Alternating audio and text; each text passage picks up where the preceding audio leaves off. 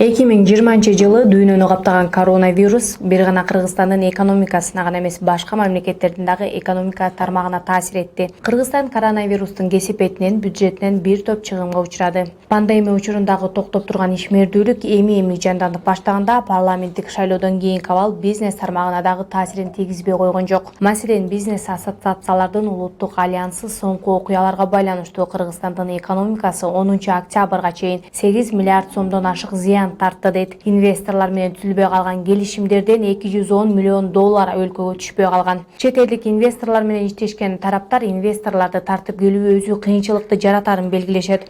Өлкөдө катталган парламенттик шайлоодон кийинки окуялар өлкөгө келчү инвесторлордун санына таасир этери талашсыз. Бирок акыркы кырдаал аларды ого бетер алыстатып, биздин өлкөгө инвестицияга каражат бөлүшүн азайып жатканын белгилөөгө болот. Жеке ишкерлер чет элдик инвесторлорда өлкөдө эмне болуп жатат деп жазып чалып тынчсызданышуудан. Инвестицияга салуу үчүн бул өлкөнү тандаганына өкүнүп, чечимдерине шек санап жатышат. Биздин ишмердигибиз болсо түздөн түз аларга байланыштуу деп белгилешет ишкерлер. Ал эми айрым адистер алдыда дагы көптөгөн инвестициялардан кол жууп калуу коркунучу тургандыгын билдиришет. Ишкерлер 5-октябрда башталган башаламандыктарда жана андан бери бизнес көп зыянга учурап жатканын айтып чыгышкан. Бизнес ассоциациялардын альянсы билдирүүсүндө 10-октябрга чейин бизнес 8 миллиард сомдой жоготууга учурады. Инвесторлордон келбей калган каражаттын суммасы 210 миллион доллардын тегерегинде. Альянстын билдирүүсүнө ылайык Кара Кечи, Жамгыр, Кичи Чаарат, Иштанберди, Бозумчак жер үйкендери жоготууга учурады.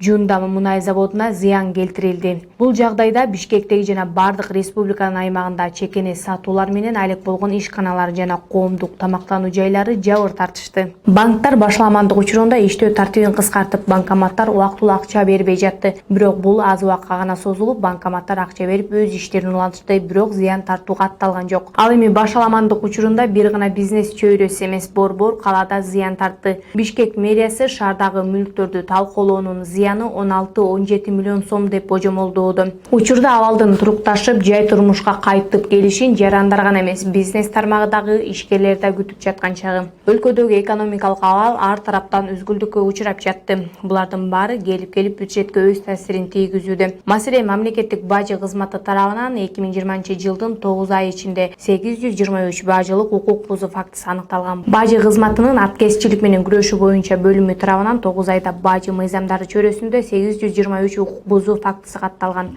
Анын ичинен 655 бузуу, 168 кылмыш жана бузуу катталган. Бул иштер боюнча аныкталган зыяндын жалпы суммасы 307,7 миллион сомду түзөт. 2020-жылдын сентябрь айынын жыйынтыгында салыкты топтоо белгиленген пландан ашык аткарылды. Маселен, март айында чек аралардын жабылышы менен ковид менен күрөшүүдө болжол менен 27-28 миллиард сом чыгым кетерин экономика жана финансы министрлиги айткан. 2021-жылга чыгашаларды мамлекеттик бюджетти кыскартуу керек экендигин Кубатбек Боронов айтып, болжолдуу түрдө 7 миллиард сом көлөмдө чыгым тартуу болжолдонууда деп билдирген. Мамлекеттик бюджет үчүн пандемиядан соң чыгымдарды толуктап, салыктарды чогултуу сыяктуу иш-аракеттер жүргүзүлүүдө. Сентябрь айында 7 миллиард 64,4 миллион сом салык жана төлөмдөр жыйналды. Белгиленген план 117,1% түзгөн же 1 миллиард 31,8 миллион сомго ашыгы менен аткарылган. 2019-жылдын ушул мезгилине салыштырмалуу салыктардын келип түшүүсү